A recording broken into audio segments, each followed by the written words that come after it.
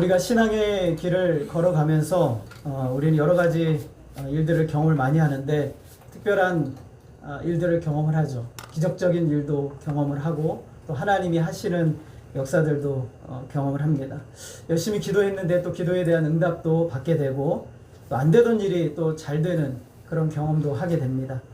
병이 낫는 일도 경험을 하기도 하고.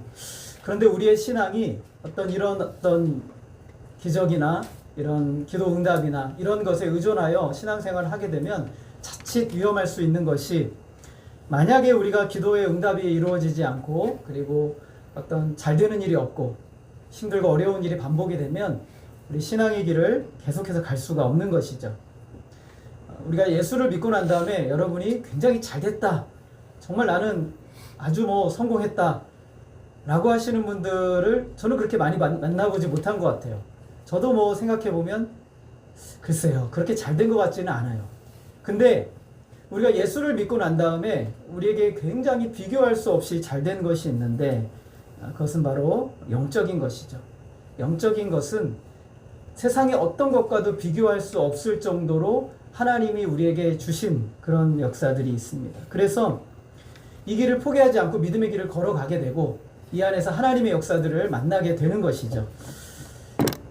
인간의 힘으로 도저히 할 수 없는 일들을 여러분은 만났어요. 우리가 예수를 믿게 됐고 생명을 얻게 됐고 그리고 영원한 소망의 길을 가게 됐죠. 죄사함을 받고 하나님의 자녀라 인침받고 의롭다 하심을 얻게 된 이것은 우리는 그렇게 감각적으로 많이 못 느끼는 것 같아요. 이거 정말 얼마나 귀중하고 복된 일인지 많이 못 느껴요. 그래서 우리의 신앙의 감정이 잘못된 것이 뭐냐면, 하나님을 향하여 신앙의 감정이 바로 세워지지 못하고 세상의 것들을 얻는 것을 통해서 신앙의 감정을 세우려고 하면 잘못된 길에 들어서는 거예요.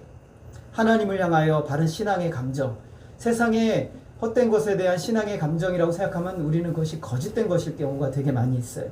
그래서 우리가 예수를 믿고 난 다음에 우리의 신앙에 있어서 가장 혁명적으로 놀라운 것은 무엇이냐면, 우리가 하나님 아버지 품으로 돌아왔다는 거예요.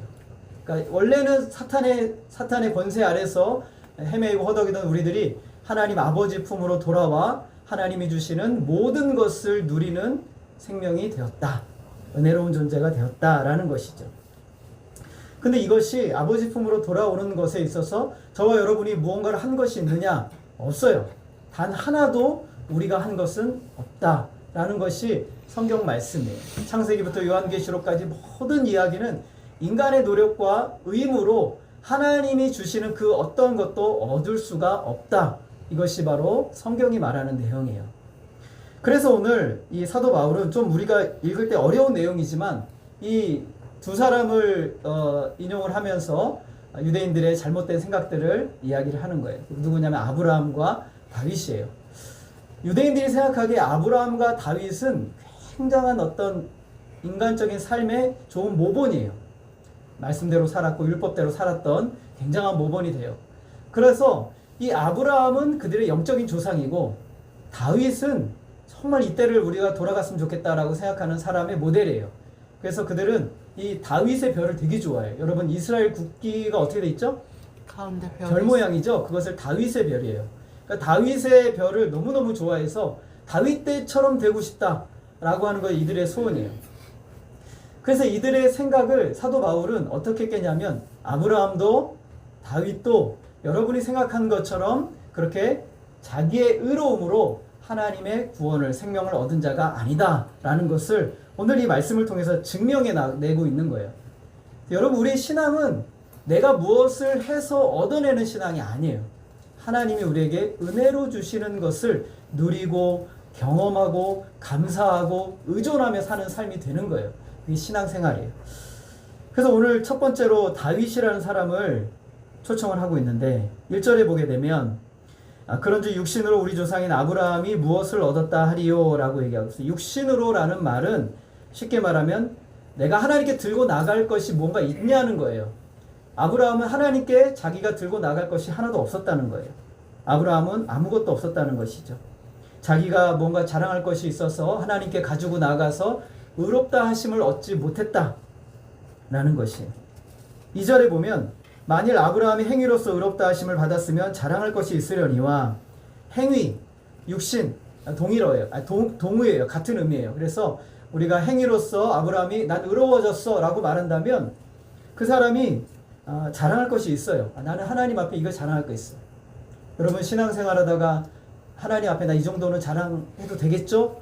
라고 생각하는 것이 있다면 빨리 없애버리는 게 좋아요.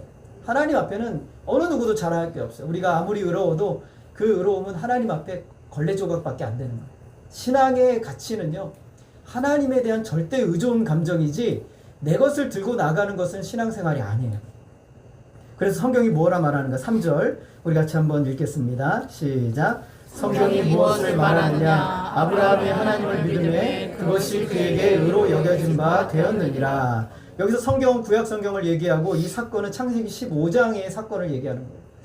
하나님이 아브라함을 창세기 12장에 보면 갈대아 우르에서 불러내셔서 내가 너로 지시하는 땅으로 가라고 하셨어요. 그러면서 뭐라고 말씀하셨냐면 네가 복이 되고 그 다음에 네가 모든 민족의 조상이 되고 그리고 너로 하여금 만민이 복을 받을 것이다. 너의 후손은 셀 수 없이 많아질 것이다 라고 말씀하셨어요. 그리고 10년이 지났어요. 창세기 15장 10년이 지났어요. 여러분 10년이 짧은 시간입니까? 긴 시간입니까? 긴 시간. 가나안 땅에 들어가서 10년을 보내면서 아브라함의 마음이 좀 암담했어요. 하나님이 그런 말씀 안 하셨으면 좋았을 건데 그런 말씀을 하셨으니까 마음이 좀 힘들잖아요. 이런 암담한 순간에 하나님이 아브라함을 찾아오세요. 찾아오셔서 장막 안에 있는 아브라함을 야 밖으로 나가자 하고 밤에 장막 밖으로 나가자고 하셨어요. 그리고 하늘을 한번 올려다봐라. 뭐가 있니? 그랬더니 하늘에 별들이 굉장히 많이 있는 거예요. 뭐가 보이냐? 그랬더니 별이요. 세어보아라. 셀 수 있느냐? 요즘 뭐 서울의 밤은 별을 셀 수가 있죠. 없어요. 거의 사실 뭐 한두 개 정도 보이지도 않아요. 그래서 시골의 밤은 별이 셀 수 없이 많단 말이죠. 셀 수 없어요. 하나님이 말씀하세요. 하늘의 별을 셀 수 없는 것처럼 앞으로 너에게서 날짜가 이와 같을 것이다. 누군가가 하늘의 별을 셀 수 있다면 너의 자손들을 셀 수 있을 것이고 그 별을 셀 수 없다면 너의 자손들도 셀 수 없을 것이다. 셀 수 없이 많은 사람들을 내가 너의 자손으로 주겠다라고 얘기하셨어요. 여러분 어때요? 여러분 이게 이런 얘기 들으면 믿음이 일어나십니까? 사실 좀 황당한 얘기죠. 지금 아브라함이 지금 85세예요. 자식이 없어요. 하나도 없어요, 자식이. 근데 너의 후손이 저 하늘의 별들과 같이 수없이 많아질 것이다 라고 말씀해요. 10년 동안 자식을 한 2-3명 정도 주셨으면 이해가 되겠는데 자식이 없단 말이죠. 이걸 믿을 수가 있어요, 여러분? 쉽게 말하면 이렇게 표현하면 돼요. 우리 강현중 집사님 요즘 가기가 많이 어려운데 죄송합니다. 하나님이 말하니까 현중아 저기 강남에 뭐 건물 지하 거기 땅을 한번 파봐. 그럼 거기에서 금개가 나올 거야. 가서 파봐라. 그리고 앞으로 너는 금으로 사는 인생이 될 거야. 어디 믿어지십니까? 믿어지세요? 사실 이것보다 더 황당한 얘기가 하나님의 말씀이었던 거예요. 이것보다 더 황당한 얘기가 하나님의 말씀. 근데 아브라함이 어떻게 하냐면 아브라함이 참 놀라운 게 뭐냐면 성경에 보니까 아브라함이 믿었대요. 오늘 우리말로 표현하면 이거예요. 아멘 했습니다. 아멘. 아브라함이 그냥 그 공수표 날리듯이 아멘 이랬을까요? 아브라함이 진짜 하나님 믿은 거예요. 하나님이 정말 기가 막히신 거죠. 이게 얘가 믿을까? 안 믿을까? 여러분 하나님이 어느 날인가 여러분에게 하나님이 무슨 말씀을 하셨는데 에이 하나님 설마요. 이렇게 한단 말이죠. 이게 좀 실현 가능성이 있는 거를 얘기하셔야만 믿겠는데 실현 불가능한 얘기잖아요. 지금 아브라함이 85세 된 할아버지에게 하늘의 별처럼 자손이 많아질 거라고 하는 것은 실현 불가능하단 말이죠. 근데 아브라함이 믿었어요. 아멘이라고 했어요. 제정신이겠죠? 아브라함이 제정신으로 믿었단 말이죠. 그랬을 때 하나님이 뭐라고 말씀하냐면 너는 의롭다 라고 하셨어요. 의롭다. 뭐 때문에요? 하나님을 믿은 것 때문에 의롭다 라고 하셨단 말이죠. 여러분 지금 아브라함이 이 믿음이 얼마나 놀라운 것이냐면 아브라함은 지금 뭘 믿었냐면 하나님을 믿었어요. 그리고 하나님을 믿은 것뿐만 아니라 장차 이 놀라운 구원의 역사가 어떻게 이루어질지를 믿었다는 거예요. 누구를 통해서? 예수 그리스도를 통해서 이루어질 것을 믿었다는 거예요. 여러분 아브라함이 예수님 태어나기 몇 년 전 사람이에요? 2000년 전 사람이에요. 2000년이 지나야 예수님이 오시는데 아브라함이 그것을 믿었다는 거예요. 아멘 했다는 거예요. 아브라함이 정말 믿음으로 예수님이 탄생하시기 2000년 전에 예수님이 오실 것에 대해서 믿었을까? 정말 그것을 믿었을까? 여러분 믿었을까요? 안 믿었을까요? 믿었어요. 믿었다고요? 여러분 2000년 후에 일어날 일을 믿고 계세요? 아니요. 우리 주님이 결정적인 대답을 하세요. 요한복음 8장 56절 우리 같이 한번 읽어보겠습니다. 시작. 너희 조상 아브라함은 나이 때 볼 것을 즐거워하다가 보고 기뻐하였느니라. 누구 말씀이에요? 예수님 말씀. 예수님이 말씀하세요. 예수님이 뭐라면 2000년 전에 아브라함이 예수님의 때를 볼 것을 즐거워했대요. 예수님 좀 봤으면 좋겠다. 여러분 예수님 만나고 싶으시죠? 아멘. 예수님 만나고 싶으시죠? 아멘. 여기 계신 분들만 만나고 싶고 여기 계신 분은 안 만나고 싶으신가 봐요? 예수님 만나고 싶으시죠? 네. 우리 주일학교 예수님 만나고 싶어요 이런 찬양이 있어요. 애들이 정말 만나고 싶어서 그 찬양을 부를까? 제가 한 번씩 그 생각이 들어요. 예수님 만나야 여러분이 인생의 문제는 해결이 되는 거예요. 주님을 만나야 돼요. 근데 예수님이 뭐라고 말씀해요? 나의 때 볼 것을, 나의 때는 2000년 후에 예수님이 오실 그때를 볼 것을 보고 즐거워하다가 뭐 어땠대요? 보고 기뻐했다라고 말씀하세요. 하나님이 우리 성경에 다 안 나오지만 하나님이 희미하게 아브라함에게 그 구원의 역사를 보여주셨다는 거예요. 너무나 놀라운 일이죠. 얼마나 소름 끼치는 일이에요. 2000년 후에 예수 그리스도를 통해서 아브라함의 후손이 수없이 몰려드는 그 영적인 환상을 하나님이 아브라함에게 보여주셨어요. 그래서 즐거워하다가 기뻐했다. 그래서 기뻐했다라는 히브리어 단어는 펄쩍 뛰면서 즐거워하다라는 거예요. 예수님이 증명하신 그 사실이죠. 그래서 이 말씀은 장차 오실 예수 그리스도를 바라보고 아브라함이 믿고 그 예수 그리스도 오실 약속하시는 그 하나님의 말씀을 믿었다는 거예요. 그리고 믿음으로 붙들고 하나님 맞습니다. 하나님 하실 것입니다. 라고 믿으니까 하나님 뭐라고 그러셨어요? 너는 의롭다 라고 하시는 거예요. 너는 의롭다. 누구를 바라보고 믿는 믿음을 의롭다고 하신 거예요? 예수님. 예수님을 바라보고 믿는 믿음을 향해서 하나님이 의롭다고 하시는 거예요. 여러분 우리의 신앙은 나 자신을 바라보면서 내가 잘했지라고 바라보면서 믿는 믿음을 믿음이라고 하지 않아요. 그것은 자기의 의로움이고 그것은 율법이고 그것은 할례 받는 거예요. 그것으로 의롭다 하지 않는단 말이에요. 누구를 보고 믿는 믿음이에요? 예수님을 보고 믿는 믿음을 바라보고 하나님이 의롭다라고 하시는 거예요. 의롭다함으로 인정을 받았지 행위로 의롭다함을 아브라함이 의롭다함을 받지 않았어요. 이런 의미에서 아브라함은 모든 믿는 자의 조상인 거예요. 우리가 하나님 앞에 의인이 되는 길은 오직 예수 그리스도를 믿는 것 외에는 다른 길이 없어요. 여러분이 예수 그리스도를 믿는데 아 주님 내가 믿습니다 라는 것이 아니라 주님은 나의 주인입니다. 주님은 나의 전부이십니다. 나의 인생은 전부 주님의 것입니다. 주님과 함께하고 늘 주님과 동행하며 주님으로 인하여 나의 영원한 소망이 있습니다 라고 믿는 그 믿음을 진짜 믿음이라고 하는 거예요. 그 믿음을. 그래서 아브라함은 그 믿음을 믿었어요. 우리는 아브라함보다 예수님을 믿기 너무 쉽죠. 예수님이 이 땅에 오셔서 33년을 사셨고 십자가에 고난 당하시고 죽으시고 그리고 부활하시고 지금 하나님 보좌 우편에 앉아 계셔서 말씀과 성령으로 우리를 통치하고 계시단 말이에요. 이 사실을 우리는 성경을 통해 이미 알고 있어요. 그 믿음을 가지고 있어요. 오늘 우리는 아브라함은 희미하게 바라보면서 믿었지만 우리는 더욱 분명하게 믿어야 돼요. 예수 그리스도를 믿어야 돼요. 아브라함처럼 믿고 즐거워하며 믿음으로 사는 거예요. 인생의 즐거움의 가치를 여러분 세상에 두면 즐겁지가 않아요. 인생의 즐거움의 가치를 예수님께 두면 즐거움이 시작이 되는 거예요. 기쁨이 시작이 돼요. 근데 우리의 즐거움의 가치를 이 땅에 두고 돈을 버는 것, 성공하는 것에 가치를 두면 즐거움이 계속 사라져요. 계속 없어져요. 어렵거든요. 상황이 어려워져요. 그러나 예수님께 두면 계속해서 즐거움이 샘솟아 오르는 거예요. 그래서 유대인들이 이제 이렇게 얘기합니다. 그럼 그건 아니지. 그럼 할례. 아브라함이 할례 받았어요? 예, 아브라함이 할례 받았어요. 할례로 의롭다함을 받는다라고 이야기를 한다는 거예요. 굉장히 고집스럽죠. 그런 주장에 대해서 바울은 그들의 주장이 틀렸다고 아브라함의 예를 다시 듭니다. 10절 우리 한번 같이 읽어볼까요? 시작. 그런즉 이것이 어떻게 여겨졌느냐? 할례시냐 무할례시냐? 할례시가 아니요 무할례시라. 예, 제가 잘못 인용했나 봐요. 그러니까 그런즉 이 복이 할례자에게냐 혹은 무할례자에게도냐 우리가 말하기를 아브라함에게는 그 믿음이 의로 여겨졌노라 하더라. 아브라함이 하나님께 할례를 받았는데 여러분 몇 살에 혹시 아브라함이 할례 받았는지 아세요? 이 맞히시는 분은 제가 다음 주에 초콜릿 하나 드려야 되겠다. 몇 살에 아브라함이 할례 받았어요? 전사님 말씀하지 마세요. 몇 살에 아브라함이 할례 받았어요? 80. 80. 좀 더 올려보세요. 몇 세? 85세. 좀 더 올려보세요. 96세. 90세. 예? 몇 세요? 86세. 96세. 또 100세. 100세는 이삭이 태어나잖아요. 86세. 86세. 예. 예. 97세? 예. 따라하겠습니다. 99세. 이삭을 주시기 전에 할례를 명하시죠, 하나님이.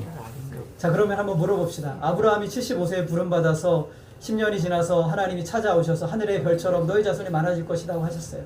그리고 난 다음에 몇 년이 지난 다음에 할례를 받았어요? 숫자 14년.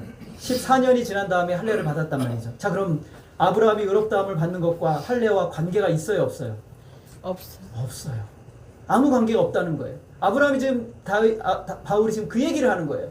아브라함이 할례를 받았지. 하나님이 할례를 받으라고 명령하셨지. 그런데 아브라함이 할례를 받은 것은 아브라함이 하늘의 별처럼 많고 의롭다 하고 여기심을 받은 지 14년이 지나서 후에 할례를 받은 거야.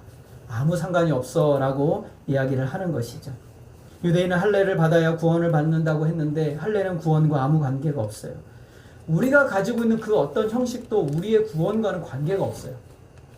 11절 우리 같이 한번 읽겠습니다. 시작. 그가 할례의 표를 받은 것은 무할례 시에 믿음으로 된 의를 인친 것이니 이는 무할례자로서 믿는 모든 자의 조상이 되어 그들도 의로 여기심을 얻게 하려 하시니라.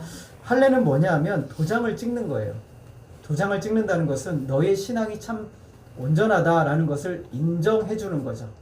그러니까 죄사함이 아니에요. 의롭다 하심이 아니라는 것이죠. 14년 전에 오직 믿기만 하면 의로워진다는 그 믿음이 옳다, 온전하다라는 것을 할례를 통해서 도장을 찍듯이 아브라함에게 찍어주셨다라는 것을 말하는 것이죠. 그래서 믿음으로 의롭다함을 받는다는 것은 오직 예수를 믿는 믿음으로 의롭다함을 받는 것이고 할례는 의롭다함을 받았다는 것을 확증하는 거예요. 그래서 이 할례는 내가 참 믿음 안에 있구나라는 것을 갖다가 확증하고 그리고 증거하고 그리고 확인하도록 하나님이 우리에게 주신 하나의 표예요. 도장이란 말이죠. 갈라디아서 5장 6절에 똑같은 말씀을 하고 있어요. 우리 한번 같이 읽어볼까요? 시작. 그리스도 안에서는 할례나 무할례나 효력이 없으되 사랑으로서 역사하는 믿음뿐이니라. 하나님이 우리에게 뭘 요구하시냐면 사랑으로 역사하는 믿음밖에 없다는 거예요. 하나님을 향하여 사랑으로 역사하는 이 믿음이 전부이지 너희들 외적으로 뭘 갖추고 뭐 세례를 받았고 너희들이 굉장한 직분을 가졌고 집사이고 안수 집사이고 장로이고 이건 아무 소용이 없다는 거예요. 제일 중요한 것은 믿음이에요. 예수 그리스도를 믿는 믿음. 이 믿음을 확증하기 위해서 세례를 받는 거예요. 믿음이 온전하다는 것을 알려주기 위해 세례를 받는 것이죠. 세례를 받음으로 죄 용서를 받는 게 아니에요. 죄 용서 받았다는 것을 세례로 확증하는 것이 세례예요. 그래서 죄 용서함을 받았으니 세례를 받을 자격이 주어진 것이죠. 세례를 받음으로 죄 용서를 받고 의인이 된다는 확신을 갖는 거예요. 제가 호스피스 병원에 가게 되면 이제 예수를 믿겠다고 제가 가자마자 이제 복음을 전하면 예수를 믿겠다고 하시는 분들이 있는데 그분들이 어디서 들었는지 모르겠는데 세례를 받고 싶다고 얘기를 바로 세례를 좀 줬으면 하는 얘기를 해요. 왜냐하면 이제 이분들은 오늘 내일 하시는 분들이잖아요. 그러니까 빨리 세례를 받으면 자기가 확실하다는 생각을 하시는가 봐요. 그래서 내가 우리가 구원을 확신하고 다음 주에 제가 한 번 더 점검하고 그리고 세례를 드리겠습니다. 그러면 안 된대요. 오늘 받아야 된대. 오늘 받아야 자기는 천국에 갈 것 같다. 이런 생각을 하고 있는 것이죠. 우리가 하나님 나라 하나님의 자녀 되는 것은 오직 예수 그리스도를 믿는 믿음으로 되는 거예요.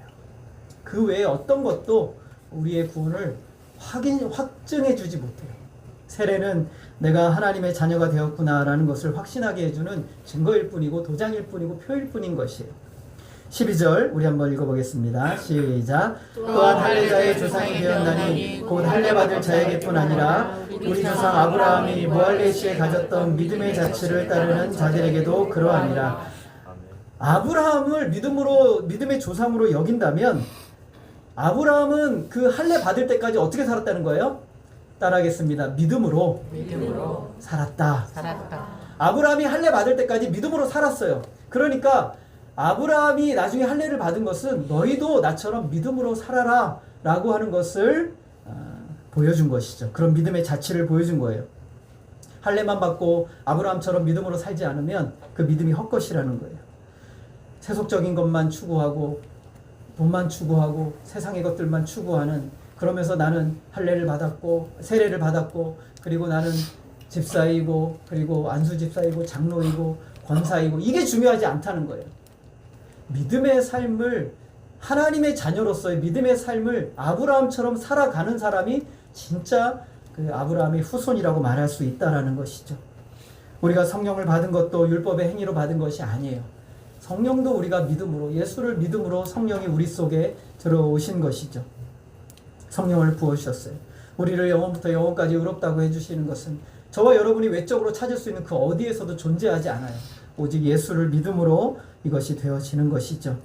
하나님과 관계가 예수를 믿음으로 정상화됐어요. 하나님과 관계가 온전해졌어요. 여러분, 하나님 관계가 온전하세요? 하나님을 아버지라고 부르시고 하나님과 만나고 하나님과 교통하고 교제하고 그러세요?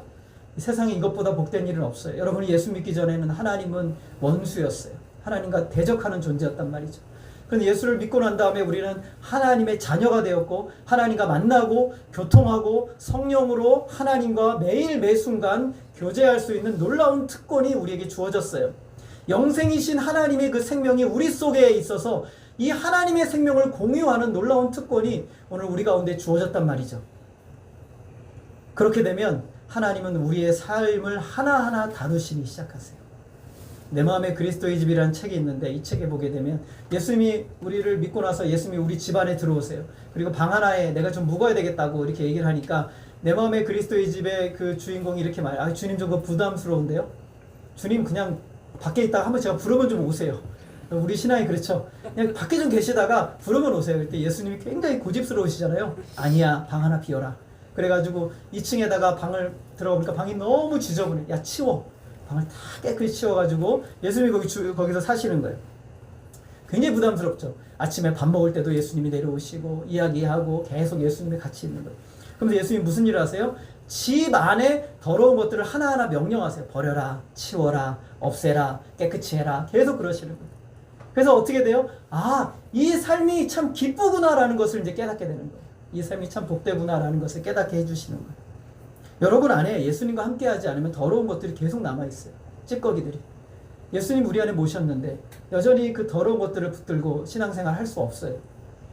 믿음의 자취를 따른다는 것은 아브라함은 믿음으로 의롭게 된 이후에 그 믿음 안에서 삶을 살면서 더러운 것들을 하나하나 다 버려나갔어요. 의로운 삶으로 의롭게 된 것이 아니라 예수를 믿고 의롭게 된 자가 의로운 삶에 합당한 모습으로 하나하나 버려져 간 삶이 아브라함의 삶이었던 거예요. 그러면서 관계가 정상화되죠. 문제가 정상화되죠. 부모 자식 간의 관계가 좋아지고, 그리고 부부 간의 관계가 좋아지고, 사람들과의 관계가 좋아지기 시작해요. 퍼즐이 맞물려 가듯이 좋아져요. 관계로부터 오는 기쁨과 감사가 시작이 되는 거예요. 이게 바로 구원받은 삶인 거예요. 구원받은 삶이 없이 어떻게 하나님의 자녀라고 말할 수 있겠어요? 우리의 신앙을 뭔가 얻는 것으로 생각하면 그때부터 관계가 깨지기 시작해요. 여러분, 뭔가를 얻어야 내가 하나님의 자녀가 되고 내가 능력이 있다라고 생각하면 관계가 깨지기 시작한단 말이에요. 돈을 많이 벌어야 된다, 내가 부자가 돼야 된다, 늘 건강해야 된다 라고 생각하면 관계가 깨지기 시작해요. 어디가 깨져요? 하나님과 관계가 깨지기 시작해요. 사람들과 관계가 깨지기 시작하는 거예요. 수많은 종교적 행위들이 인생의 목적이 되는 거예요. 내가 열심히 해야 하나님이 나에게 복을 주실 거예요. 하나님, 얼마나 어리석은 일인지 몰라요. 부모가 자식을 사랑하는 것은 그냥 사랑하는 거잖아요. 내 자식이니까. 근데 부모의 사랑을 얻어내기 위해서 아침부터 새벽부터 저녁까지 아버지의 마음을 얻어내기 위해서 열심히 사는 자식의 모습을 보세요. 부모가 얼마나 한심하겠어요. 내가 그냥 너 사랑하는데, 내가 너 그냥 사랑하는데. 이게 우리의 모습이죠. 그래서 하나님조차도 우상으로 만들어버리는 것이 우리의 신앙이에요. 근데 자기 우상이라는 것에 갇혀버려요. 내가 열심히 해야지만. 은혜로 시작했다가 율법으로 마치는 갈라디아서 말씀처럼 우리의 신앙이 그렇게 젖어버리는 거예요. 그게 타락하는 거예요. 그게 죄악에 빠지는 거예요. 하나님을 무시해버리고, 하나님 제발 내 집에 들어오지 마세요, 이렇게 하는 거죠. 그게 바로 모습인 거예요. 아브라함의 신앙이 어땠다는 거예요? 믿음으로 의롭게 되어 믿음으로 살았던 삶이라는 거예요. 이것이 바로 바울이 우리에게 해주고자 하는 말이에요. 그럼 다윗은 어떤가?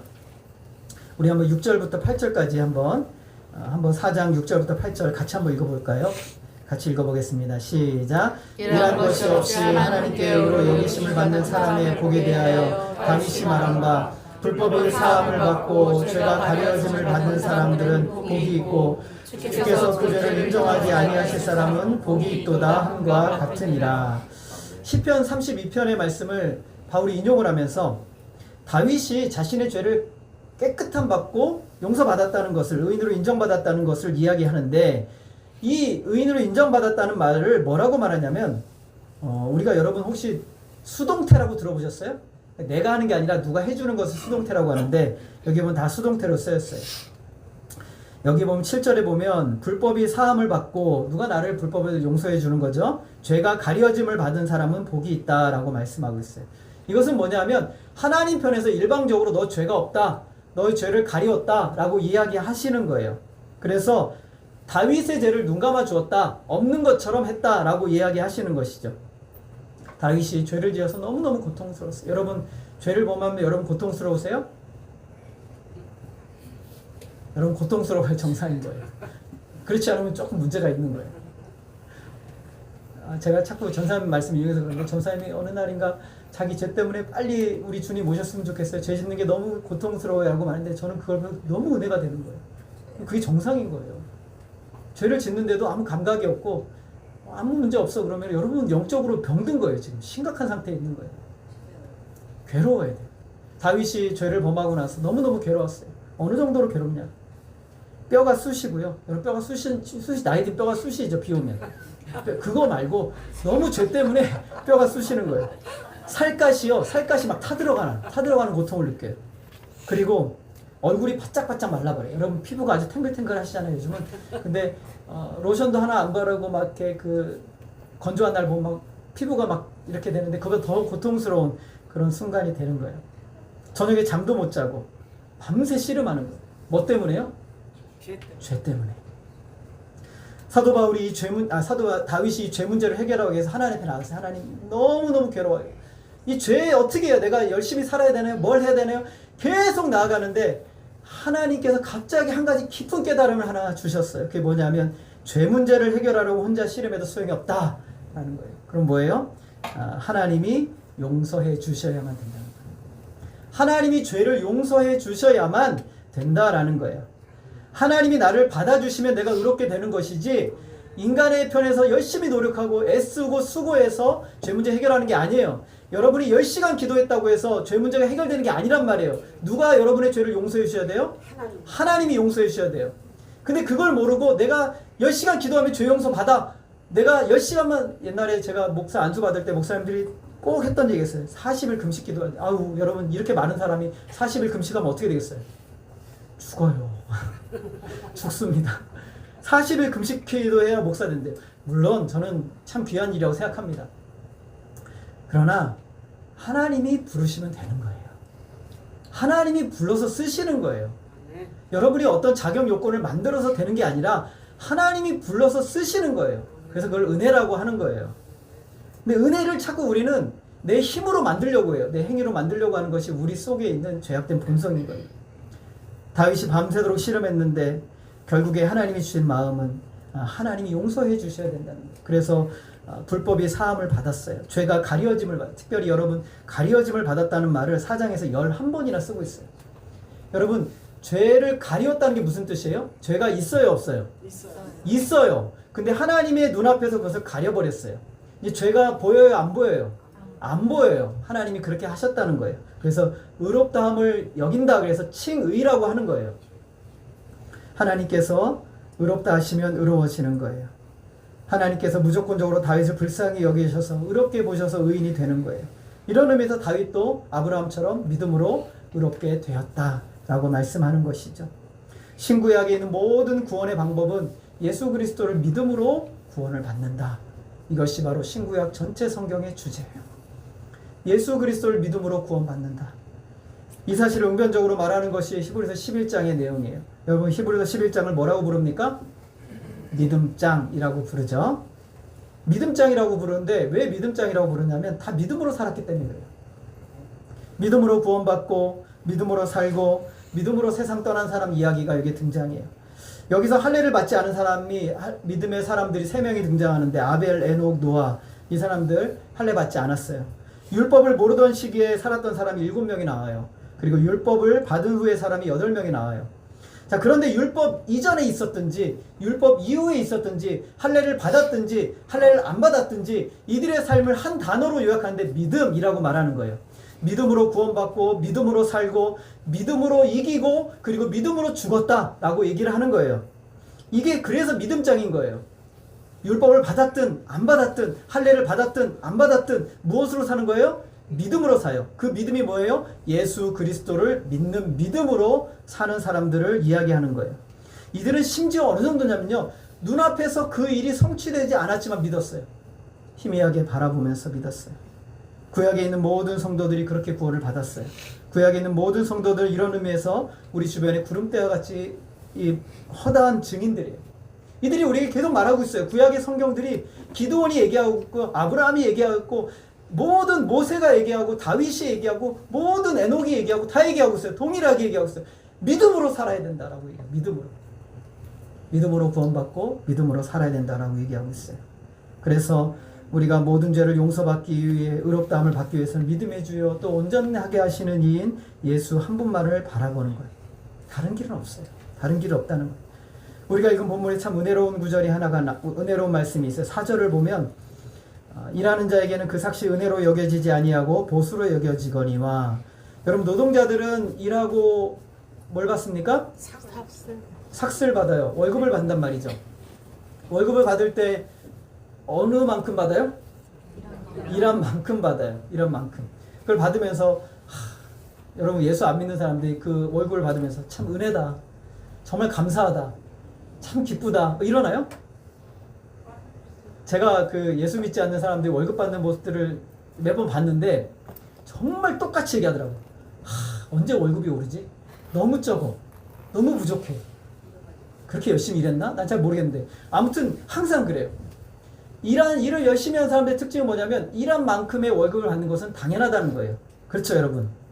아닙니까? 아니에요?